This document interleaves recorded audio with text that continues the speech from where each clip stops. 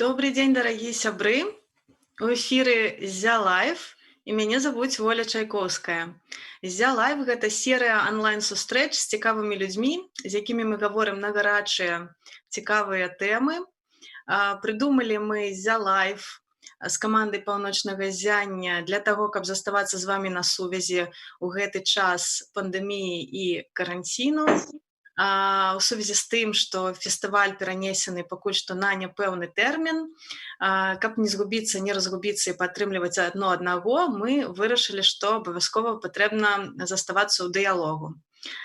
Сёння нашыя госці гэта доўгатэрміновыя партнёры кінафестывалю «Паўночнае ззянне» ў Беларусі, прадстаўнікі шведскай амбасады і нарвежскай амбасады.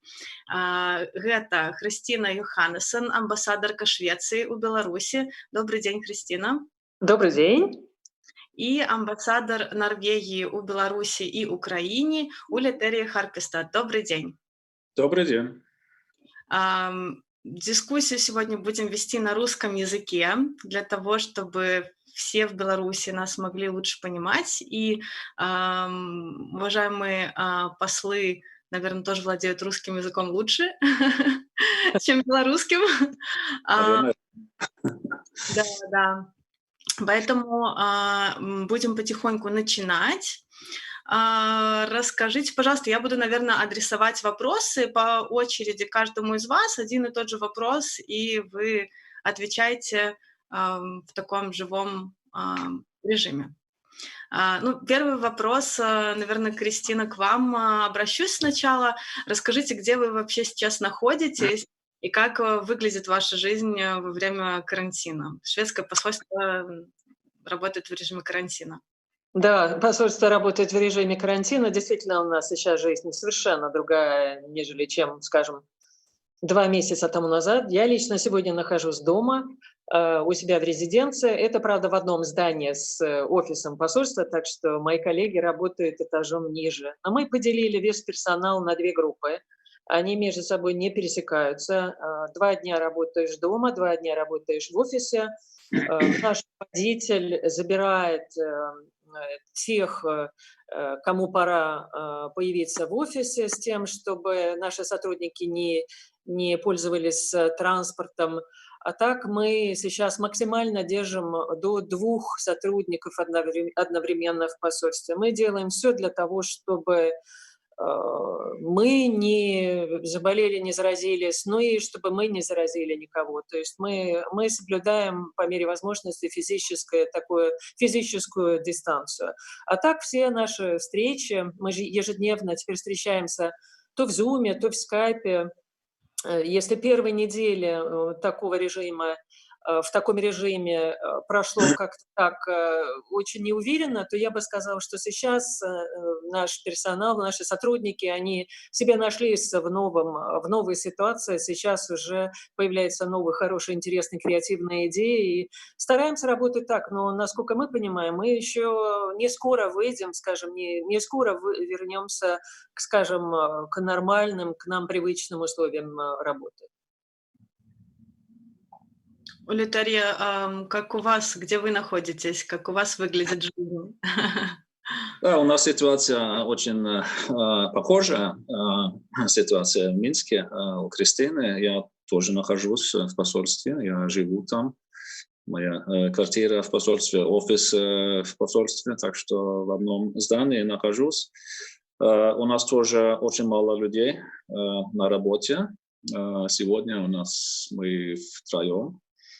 То есть 1 дипломат, кроме меня, и 1 из наших украинских сотрудников. В основном люди работают в удаленном режиме из дома. У нас каждое утро в 10 часов скайп-конференция со всем персоналом, где мы как-то проходим сегодняшние задачи и обсуждаем ситуацию, что делать. У нас очень много дел связано с помощью норвежских граждан, которые хотят вернуться в Норвегию, а тоже украинских граждан, которые живут в Норвегии или имеют вид на жительство в Норвегии или или разрешение на работу, которые тоже хотят туда поехать. И в данный момент работаем над организацией такого транспорта в начале мая, чтобы люди могли поехать в Норвегию, те, кто желают это делать. Так что это одно важная задача у нас. А так, если здесь общественный транспорт вообще закрыт, так что если куда-то поехать, это на такси, это возможно, или на машине. Так что наш украинский персонал, который приезжает на работу, они, как правило, на такси приезжают в данный момент. Так что все изменилось очень много. У нас нет таких приятных мероприятий, как приемов или ужинов, или дипломатических мероприятий, которые мы привыкли проводить. И все наши тоже встречи с нашими коллегами, с дипломатическими коллегами, тоже с украинскими властями, в основном тоже через интернет, через Skype или Zoom, или на разных таких платформах. Да. Так что совсем другой способ работы сейчас. Да. Кинофестивалей тоже нет. Очень жалко. Приятных событий, да. Да, ну вот вообще посольства, в частности, тоже занимаются там, например, выдачей виз, какие-то другие у вас процессы, которые вы обычно происходят вот не в режиме, скажем так, глобальной пандемии. Что-то изменилось сейчас? Тогда, когда вы вынуждены в онлайн перейти, то есть, не знаю, именно с точки зрения процессов работы посольства. Ну, я могу сказать, что у нас нет, к сожалению, в Минске, в посольстве, у нас нет визового отдела, но, тем не менее, сейчас возникает, как и Улитария тоже говорит, очень много консульских вопросов. Это шведы, которые возвращаются домой. У нас не очень много шведов проживает на территории Республики Беларусь, должна сказать, но с учетом того, что авиакомпания «Белавиа» продолжает работать, Минск используется очень часто как транзитную точку, и мы помогали коллегам нашим в посольствах в других странах с тем, чтобы шведы, находящиеся там, могли возвращаться как раз через Минск. Так что много вот таких вопросов.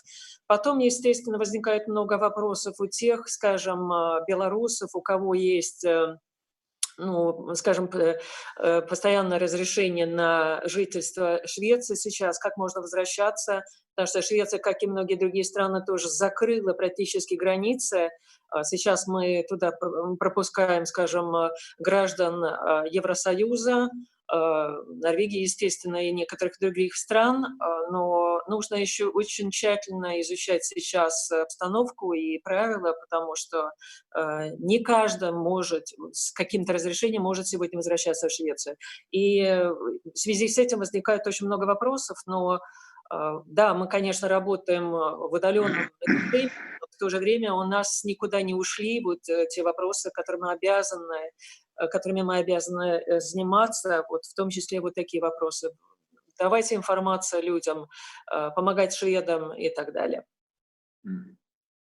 Что-то относительно работы норвежского посольства процессов? Ну, это то же самое. Здесь у нас тоже консульский отдел закрыт. Мы не принимаем сейчас заявок на виз или на других таких разрешений на работу и так далее. Так что это вообще сейчас не принимается здесь. И я думаю, что такая же картина и у других норвежских посольств в мире. Но консульская работа – это в основном то, что я сказал, что мы помогаем людям, которые хотят по какой-то причине там добраться до Норвегии. Это основная часть нашей работы сейчас. И немало таких случаев есть. У нас тоже были случаи, когда люди использовали Минск как транзитный город, и туда на машине из Украины, это возможно туда поехать на машине и оттуда нас самолетом дали в Стокгольм, например. Это есть такая возможность, если нет других специальных рейсовых самолетов. Иногда бывает, но не так часто. Да, у вас очень много похожего в вашей работе сейчас и в том, как изменилась ситуация и как бы условия работы. Но, наверное, есть такое одно главное отличие, поправьте, если ошибаюсь, все-таки в подходах и в политике ваших стран, да, так как Швеция все-таки внутренний карантин не объявила, только меры предосторожности определенные, Норвегия все-таки находится в таком более строгом карантине. И вот здесь хочется к вам по очереди обратиться, чтобы вы немного рассказали о том, как выглядит вот карантин в Швеции, в Норвегии, какие меры предосторожности применяются, какие вообще цифры, сопоставимы ли цифры, если вы следите за цифрами, сопоставимы ли цифры вот с у вас друг другом страна, в которой объявлен карантин официально, и страна, в которой только меры предосторожности. Не такой строгий карантин. Кристина, может быть, начнете? Да, действительно, давайте я попробую рассказать, как мы живем в Швеции. Очень много сейчас говорится во многих странах о том, что Швеция, как говорят, business as usual, да, что жизнь продолжается точно так же, как и всегда, без каких-либо ограничений. Это, конечно, совсем не так. Каждый швед почувствовал пандемию, и каждый швед еще сегодня живет в условиях ограничений, рекомендаций и даже законодательных актов, которые были инициированы шведским правительством. Да, действительно, не был введен еще общий карантин, это действительно так. Но я бы сказал, что ограничения все-таки очень большие. Буквально в понедельник после теплых выходных были закрыты 5 ресторанов только в Стокгольме. Это было связано с тем, что при проверке, а проверки производятся сейчас постоянно, круглосуточно, было выявлено, что там столики стояли слишком тесно, люди могли слишком тесно находиться, в том числе люди находились за барной стойкой. Для кафе и ресторанов сейчас очень такие, скажем, строгие рекомендации. Многие рестораны из-за этого и за счет того, что люди просто не ходят в рестораны, они просто закрылись, и кафе тоже закрылись. В этом году также разрешили рестораны, например, открывать свои уличные террасы раньше времени. Обычно есть такая определенная дата, но для того, чтобы люди могли не тесно находиться в ресторане, то сейчас работают уже все уличные террасы. Что еще? Закрытые дома для престарелых. Университеты закрыты и проводится дистанционное обучение. То же самое касается старшеклассников. Многие другие школы, общие школы, они тоже перешли на дистанционное обучение. Принимаются различные санитарные и другие рекомендации. Были закрыты курорты на только что прошедшие пасхальные каникулы. Это такое очень популярное дело. Последний раз в году за зиму отправиться на север и еще раз покататься на лыжах. Там были закрыты горнолыжные курорты. И правительство также рекомендует отказаться от всех ненужных поездок. И действительно, сегодня мы видим, что на транспорте, в системе общественного транспорта в Стокгольме на 60% меньше людей, чем обычно. Каждый, кто может, сегодня работает дистанционно. Так что да, действительно, не введен карантин, но очень много ограничений. По цифрам, да, действительно, Швеция здесь отличается. Если мы будем сравнить с другими странами Северной Европы, у нас наиболее крупные цифры. Вчера, по-моему, было где-то 19 тысяч выявленных случаев, 2300 умерших. Это, конечно, очень высокие цифры, которые нам не нравятся.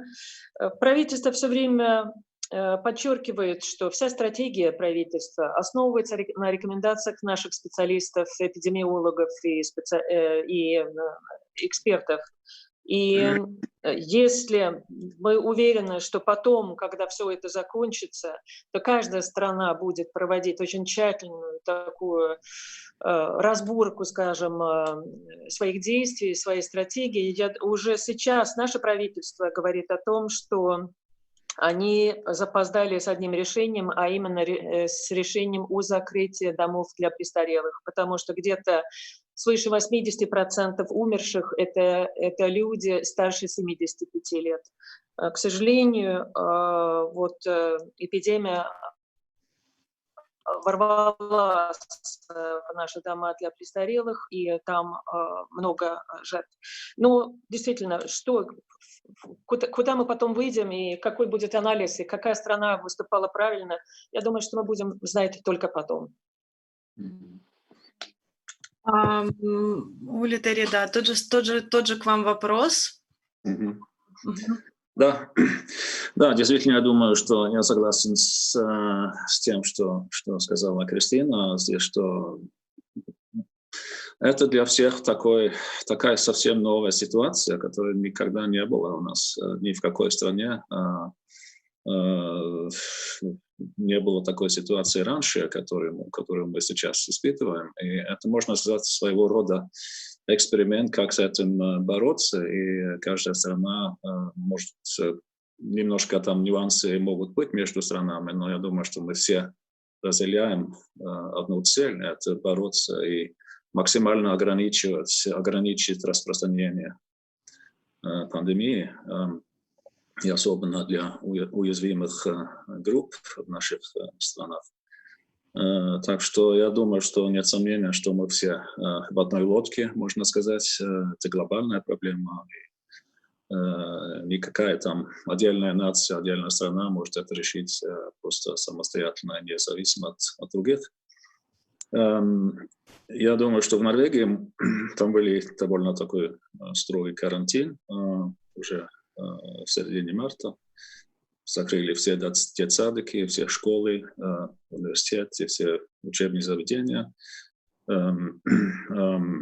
Закрыли границу, очень там ограничивали там поездки за границу и так далее. Так что такие меры были введены очень рано у нас. Сейчас мы видим, что, может быть, во всяком случае, первый, так сказать, пик пандемии, может быть, прошел, и сейчас численность новых зараженных падает сейчас. На данный момент у нас цифры такие, вот 7600 зараженных людей и около 200 умерших, и 116 тысяч тестов было проведено. Сейчас правительство решило там немножко ослаблять карантин. С прошлой недели, с 20 апреля, открыли опять детские садики. И с этой недели, с понедельника 27-го, открыли младшие классы в школах, с 1 по 4 класс только. Тоже открыли парикмахеры. И я думаю, что всем это было очень нужно. Сейчас я тоже чувствую, что сейчас пора к парикмахеру идти, но пока мы ждем немножко здесь, в Киеве, когда это будет возможно. Но это было сделано сейчас на этой неделе. И некоторые такие службы были открыты. Но в основном меры продолжаются действовать, другие там карантинные меры, пока мы видим дальнейшее развитие эпидемии у нас. Но все-таки такое, может быть, немножко положительное все-таки развитие в последние пару недель, что идет сейчас на снижение. И будем надеяться, что такая тенденция будет продолжаться. Но я думаю, что мы все должны осознаваться в том, что вирус есть. Мы должны все стеречься от от этого, и мы должны продолжать наши там личные там меры безопасности, мыть руки, там, держать нужную дистанцию и соблюдать все эти гигиенические санитарные правила, которые будут нас сопровождать, я думаю, очень долго. Да, это правда. Многие сейчас говорят, что, наверное, будет какие-то новые привычки, наверное, общество выработают вот после этого, после этой всей ситуации. Наверное, снова начнут. Кто бы мог подумать, что, оказывается, руки мыть так важно.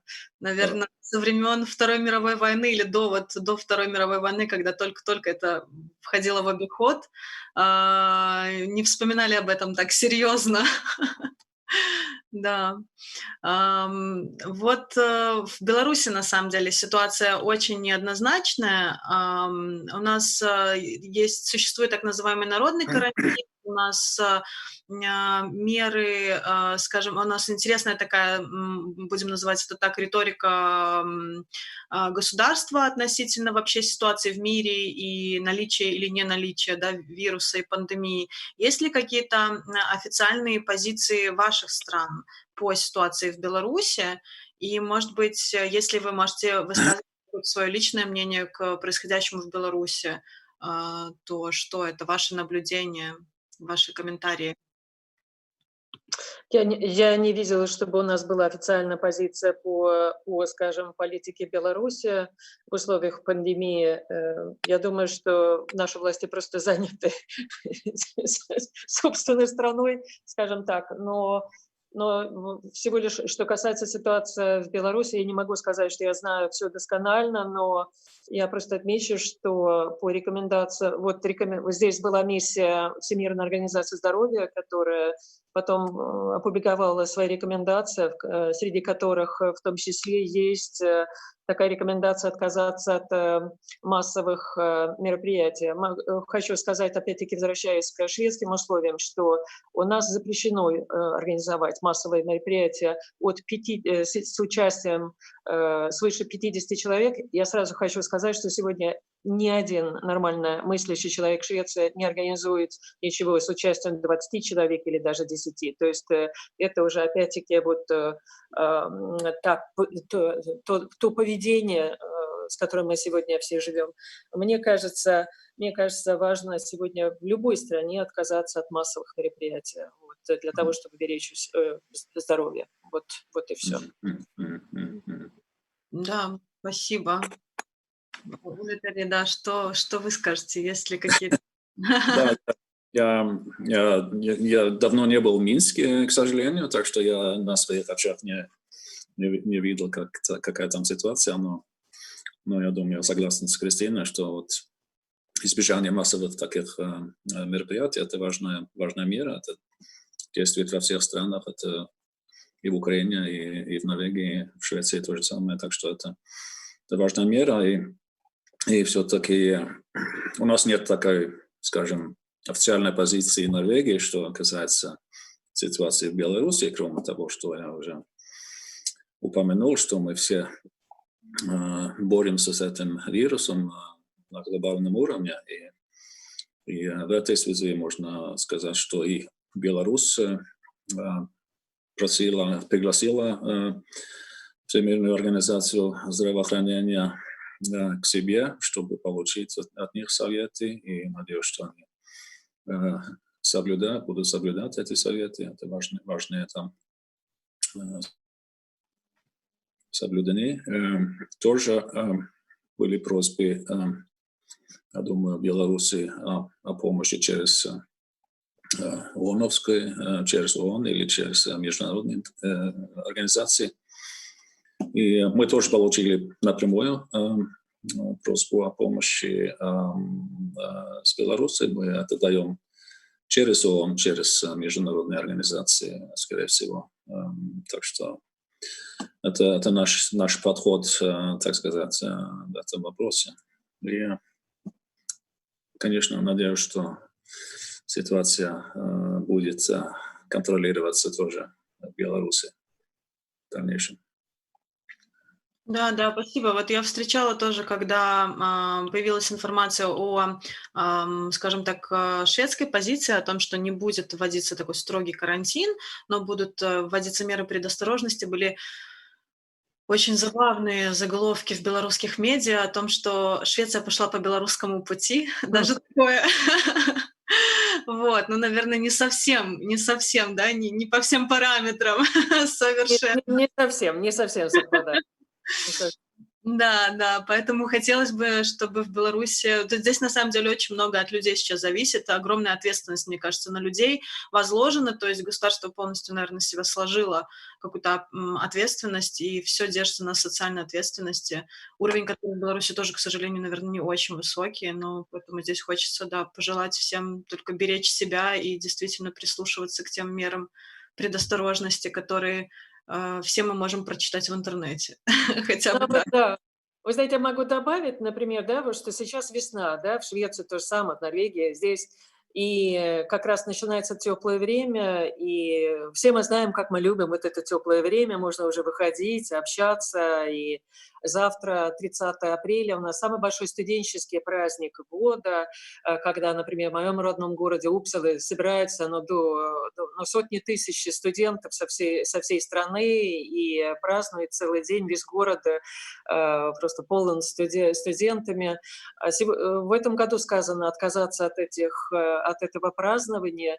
И вчера буквально было такое высказывание одного из наших министров: каждому себе вести, как будто тебе за 70. То есть действительно сейчас, вот, когда уже прошло некоторое время, начинает немножко надоедать вот это все, вот эти ограничения, себя ограничивать, не путешествовать, не выходить, не общаться, хочется больше социального общения. Как раз сейчас вот наше правительство говорит о том, что именно сейчас нужно себе взять в руки и проявить выдержку. Сейчас, потому что если мы можем еще дальше продержаться, тогда все потом будет легче. Но сейчас сложно.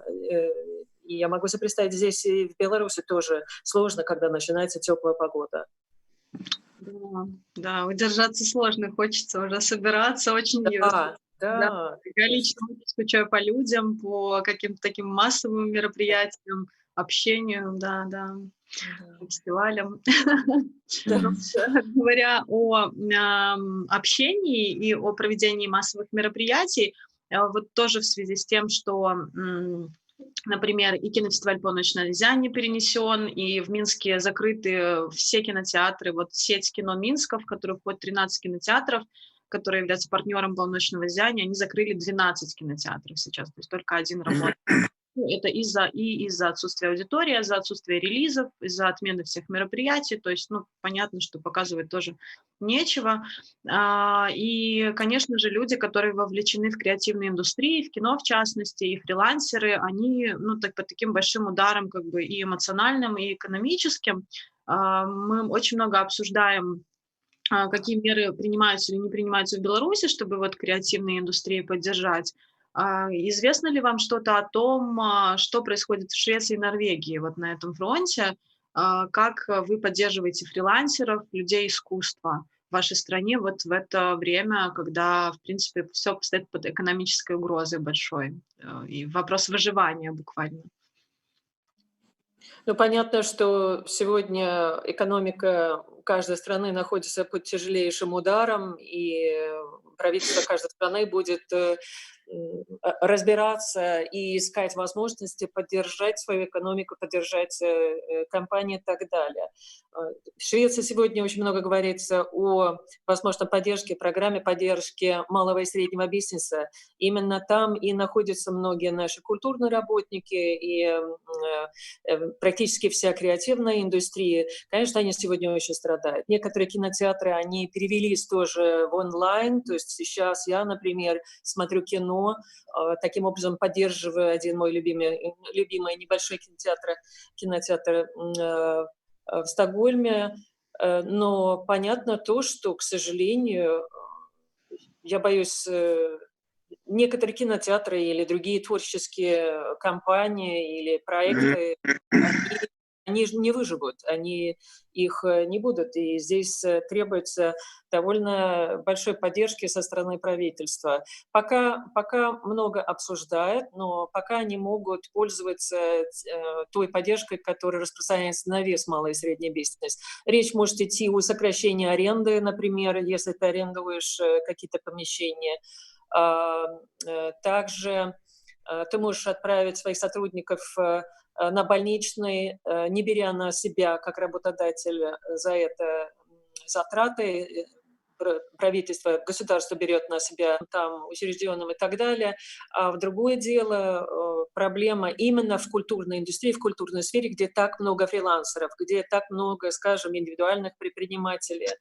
Тут нужен совершенно другой подход, более гибкие, скажем, механизмы. И мне кажется, что правительству пришлось первым делом заняться вот тем, что очевидно, скажем, помогать, скажем, большим шведским компаниям и малого и среднего бизнеса, где можно ввести какие-то быстрые меры, где они будут иметь быстрый эффект. А вот следующий шаг – это действительно теперь заняться вот фрилансерами. Это будет сложнее. И все, опять-таки, все деньги берутся из одной казни, да, вот и сегодня в условиях общего кризиса всем нужна поддержка. Спасибо. Да, вот какая ситуация в Норвегии с этим, Улитария? Ну, это очень также похожая ситуация у нас тоже. Конечно, особенно артисты, художники страдают особенно от того, что, например, все фестивали летние сейчас отменяются, там музыкальные фестивали, разные другие там кинофестивали и так далее, они все отменяются до конца лета, к сожалению, из-за ситуации. Так что для многих это очень трудно сейчас, хотя есть у нас программа поддержки артистам, художникам, тоже фрилансерам, они в какой-то мере компенсируются за то, что они теряют доходы в это время. Но, конечно, это просто это им помогает в финансовом плане, но, конечно, они хотят выступать, они хотят встречаться со своей публикой. Это важно, самое главное для них. Мы видим сейчас, что многие, особенно музыканты, начинают устраивать интернет-концерты, где, из дома там, было много таких бесплатных концертов, но сейчас начали тоже брать деньги через электронные банки, как-то продавать билеты на интернет-концерты, так что это может быть такой новый подход, может это им помогает все-таки зарабатывать немножко денег. Это становится сейчас довольно популярно в связи с тем, что их нельзя видеть там в живом режиме. Что касается больших институционных театров и культурных институций, они тоже получают необходимую поддержку из государства, чтобы поддержаться, так сказать, через кризис. Это такая программа поддержки, которая действует сейчас до конца апреля, и, наверное, наверняка будет продлеваться тоже. Но я думаю, что всем артистам, они хотят все выступать, и сейчас это очень ограничено. И актеры, и музыканты, и танцоры, и другие исполнительные художники. Так что можно им помогать в финансовом плане, но, конечно, чтобы было возможно выступать и встречаться с публикой, это, к сожалению, сейчас немножко сложно. Только через интернет тогда. Это уже такая новая ситуация. Кино можно смотреть в интернете, конечно. Это очень сейчас у нас тоже сейчас популярно. Кинотеатры тоже у нас закрыты, так что это единственный способ смотреть новые фильмы. Netflix и другие там платформы есть. Они сейчас очень популярными. И даже шутка есть такая, уже какое-то количество недель назад витает в воздухе. I finished Netflix yesterday. Что уже все Да.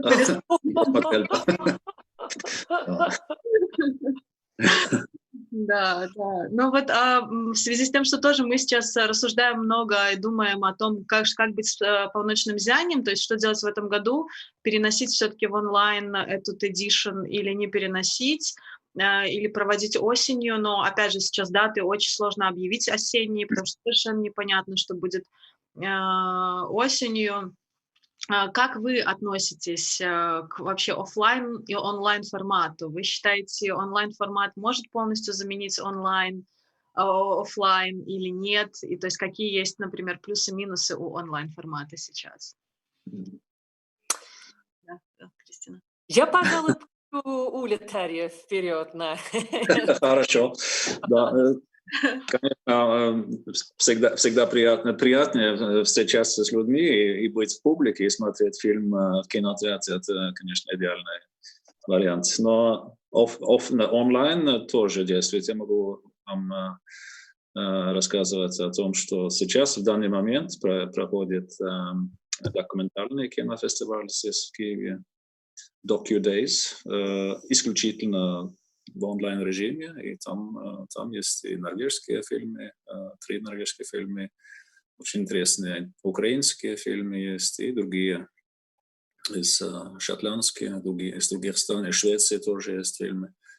Так что это такой фестиваль, который ежегодно проходит здесь в Киеве, и в этом году тогда исключительно в онлайн-режиме, и тоже можно подключиться там бесплатно, можно там добровольно давать деньги на поддержку, но это в основном такое доступное очень для всех, кто интересуется. И я использовал этим и увлекался некоторыми очень хорошими фильмами там. Так что это вполне возможно в этой ситуации делать. Да, я согласен с Улей Тарье, что действительно сейчас, опять-таки, в такой ситуации это очень хорошо то, что сейчас можно онлайн проводить очень много различных мероприятий. И почему бы нет, почему не посмотреть действительно возможности проводить еще и наш фестиваль. Конечно, это будет совершенно другое, но опять-таки сегодня, например, мы тоже все откладываем, очень много мероприятий, которые мы должны были проводить посольством здесь весной в Минске, откладывать, но откладывать на когда? То есть сегодня говорить про осень, осень – это очень такое смутное понятие, потому что мы не знаем, опять-таки, что будет осенью. Поэтому если не совсем до конца отказаться от какого-то мероприятия, может быть, тогда действительно рассмотреть возможность его проводить онлайн. Да, согласна. Мгм.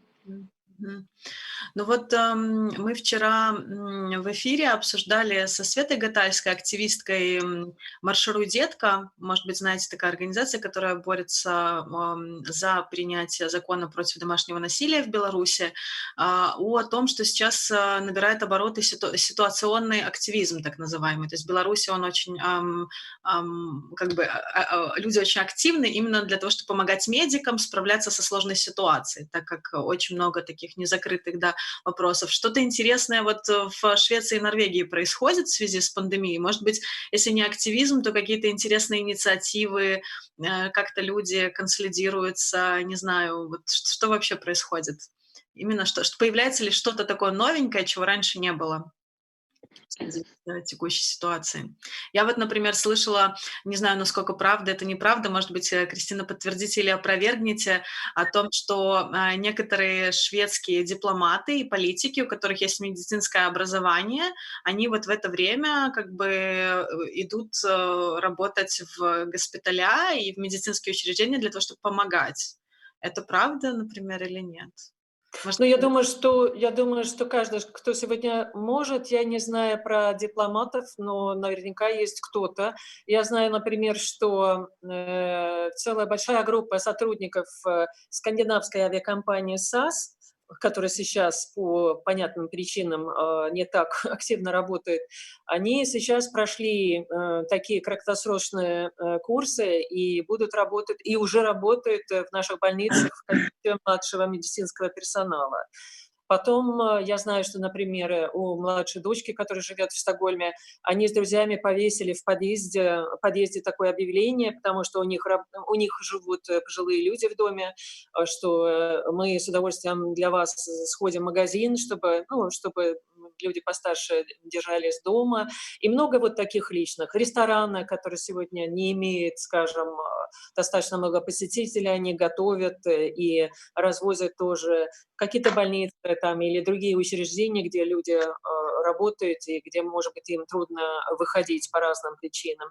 Так что я бы сказала, что сегодня каждый как может, потому что, как Уля Тарья раньше говорил, мы никогда не жили в таких условиях, по крайней мере, не наше поколение, да, и сейчас мы просто должны все сплотиться и помочь друг другу, и попробовать выжить. Вот и все.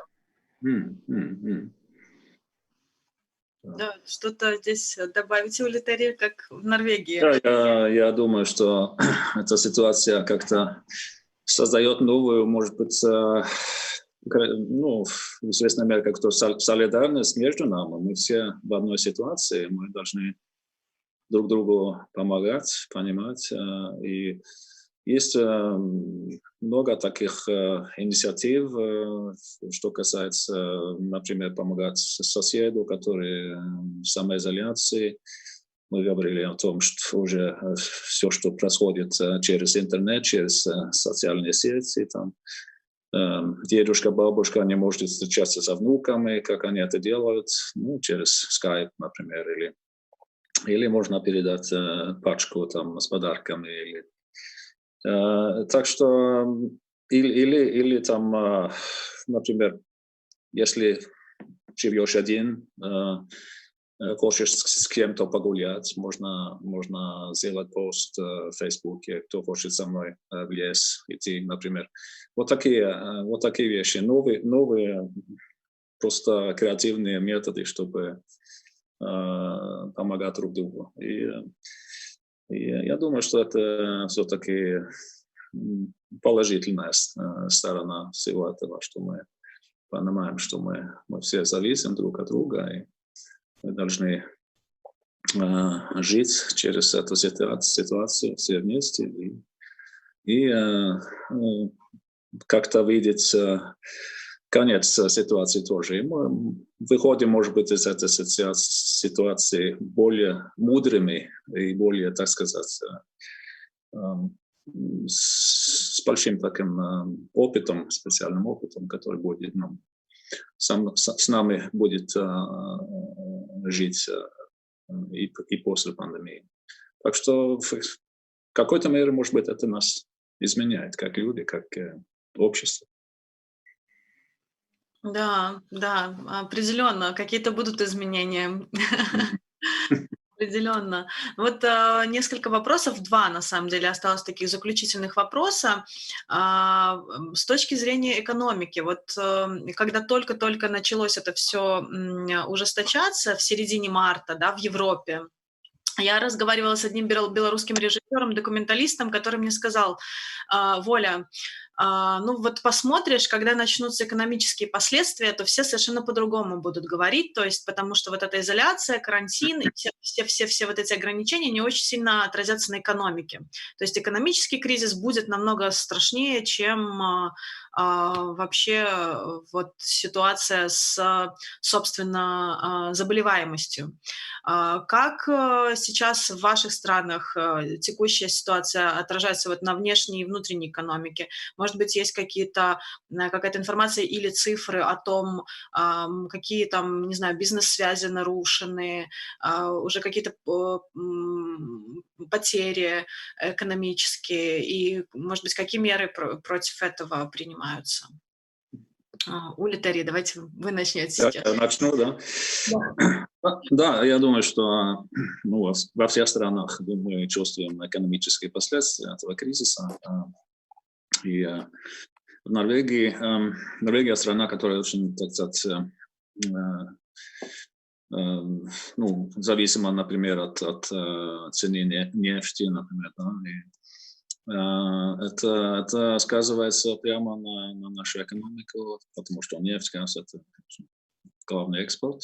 и рыба тоже, но рыба, там, может быть, не так страдает. Люди должны все-таки покушать, так что это в этой области нету такого эффекта. Но в основном норвежская экономика довольно там, можно сказать, в данный момент страдает от кризиса. Более 10% сейчас у нас безработных или там неоплачиваемый отпуск ушли из-за того, что просто спрос на очень много слуг маленьких средних бизнесов исчез.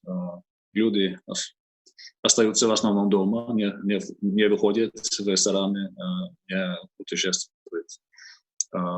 И все такие компании, которые живут услугами населения, очень много страдают.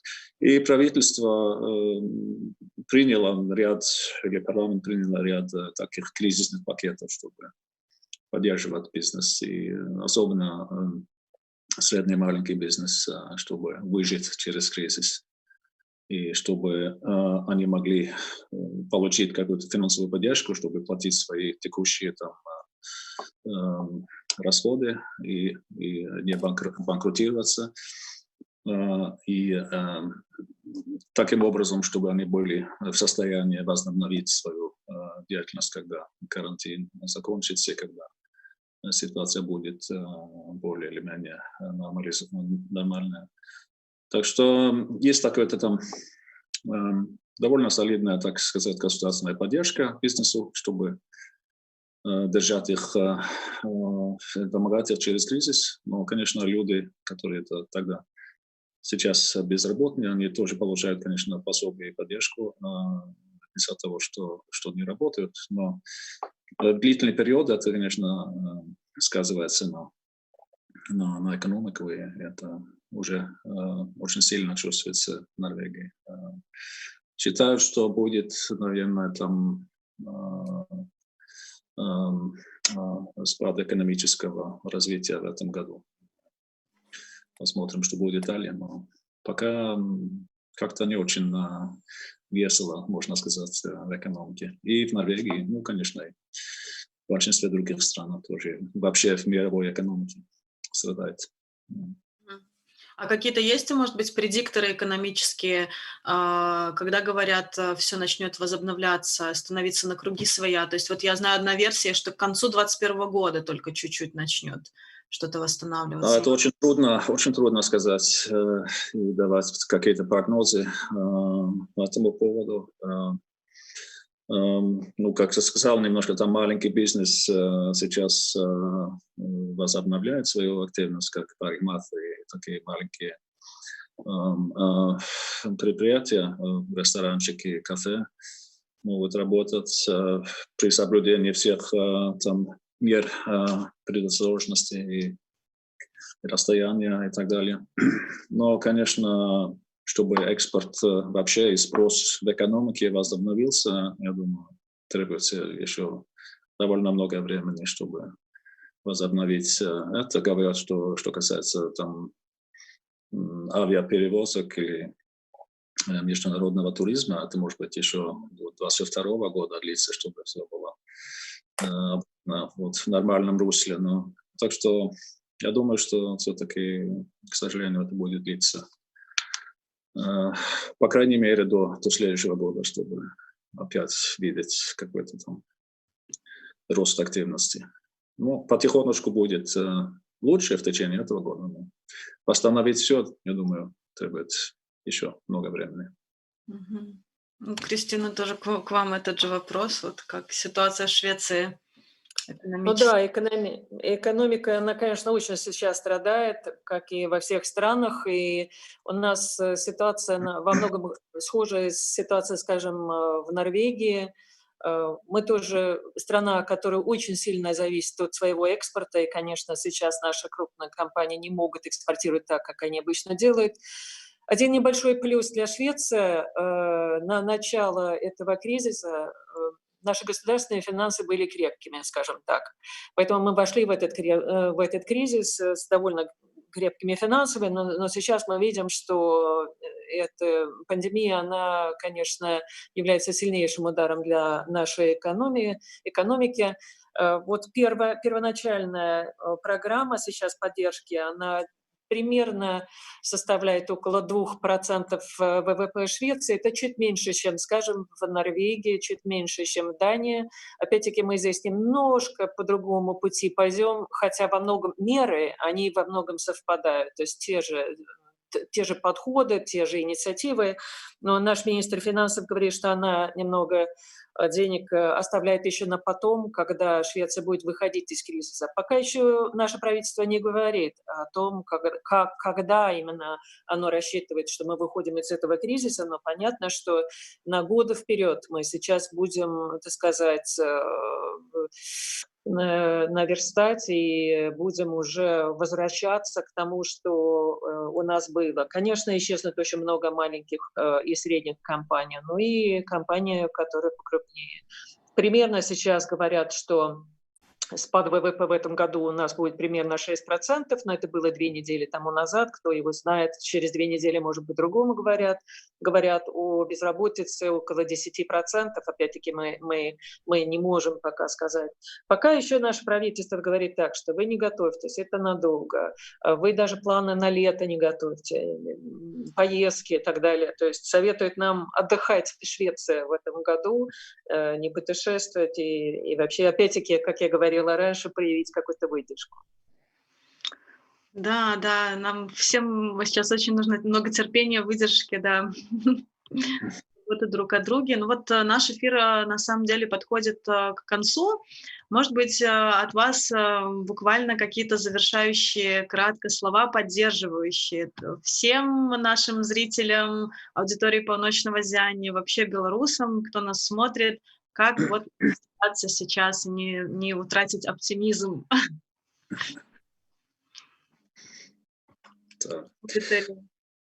Я думаю, что надо быть оптимистом. Мы сейчас переходим очень такой трудный период, но мы все можем быть уверены в том, что это какой-то прекрасный день закончится все, и мы можем вернуться к нашей нормальной жизни.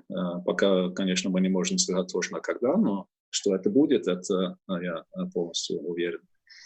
Так что мы должны только быть терпеливыми, соблюдать все эти хорошие советы, о которых мы говорили, и мы видим уже, что во многих странах пандемия уже сейчас снижается, и это признак тому, что все-таки те меры действуют, и что есть надежда, что мы можем жить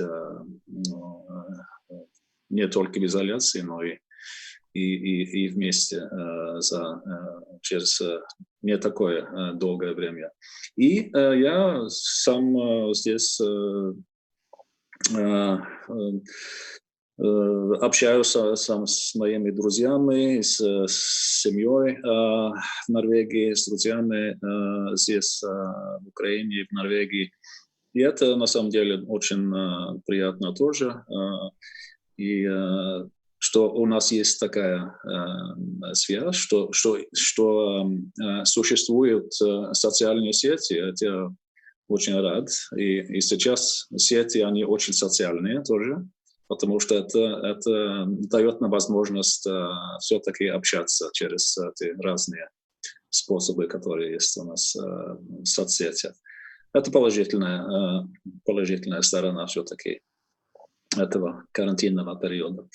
И есть возможность тоже почитать книги, смотреть фильмы, учить новый язык или заниматься тренировкой дома у себя. И вообще готовить себе ужин. И я сам в первый раз за 30 лет пек свой хлеб у себя дома. Тоже был такой эксперимент, и все-таки довольно успешный тоже. Так что вот такие вещи, чтобы увлекаться немножко у себя дома, это тоже важно. И У меня есть чувство всегда оптимизма. И я жду того дня, где мы можем выходить из карантина и опять встречаться. Хотя, может быть, не в больших собраниях, но по одному, по двух, в двух-трех вместе это будет скоро возможно. Надеюсь. Да, надеюсь, тоже. Это Кристина, что вам помогает переживать эту Но я, турбулентность? конечно, не хочу быть хуже Улица Арен очень хорошо сказал, действительно, я полностью с ним согласна. Он оптимист, я тоже хочу быть тогда, конечно, оптимисткой. Вот, не хуже норвежского коллеги. Он испек хлеб, я не пеку, но зато я поменяла шторы здесь в резиденции в двух. Например, сейчас сижу здесь в столовой, я нашла красивейшую ткань, лен белорусский, и я заменила шведские шторы на белорусские, шила, у меня есть машинка. Вот, так что, видите, все тоже немного пользы все-таки внесла.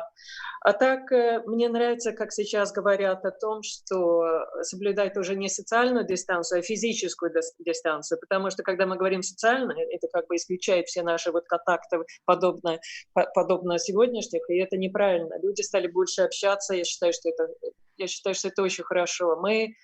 Мы все люди социальные, да, мы хотим общения, и я думаю, что когда мы выйдем из этого кризиса, то мы будем по-другому как раз смотреть на возможности социального общения, мы будем больше ценить контакты, мне кажется. По крайней мере, я для себя так понимаю, что я буду совершенно по-другому смотреть на социальное общение, возможности проводить какие-то мероприятия, приглашать людей, выходить в народ и так далее. Это все будет, но сейчас самое главное друг другу помогать. И я очень рада видеть, что если вначале на международной арене каждая страна подхватилась и стала, как бы, естественно, замыкаться и на себе и смотреть, что можно сделать для того, чтобы помочь собственной стране. Сейчас все-таки больше международных инициатив. И мы видим, что все-таки делается очень много в мире, в том числе в тех странах, где вызовы намного больше, чем, скажем, в Скандинавии или даже в Европе. Я очень рада также видеть, что, например, сейчас есть такой конкретный диалог между Республикой Беларусь и Евросоюзом о том, как можно помочь, скажем, системе здравоохранения здесь и так далее. Я думаю, что мы вместе все это мы справимся. И я также уверена, что мы в дальнейшем будем совершенно по-другому ценить свое здоровье. И вы говорили вначале о привычках, да, я уверена, что сейчас мы для себя сохраним какие-то привычки и будем, самое главное, беречь собственное здоровье, тем самым беречь здоровье окружающих. Вот самое главное, мне кажется. Согласна. Спасибо вам большое. Спасибо, что нашли время. Спасибо вам. Спасибо вам, Оля. Очень приятную беседу. Да, и спасибо, Кристина. Спасибо, Улица. Так så mycket. Привет Минску. Привет Киеву. Спасибо. Передам. Привет всем. И давайте оставаться на связи и беречь друг друга. Спасибо. Давайте. Беречься. Спасибо. Счастливо. Счастливо. Беречь себя. До свидания. Давайте.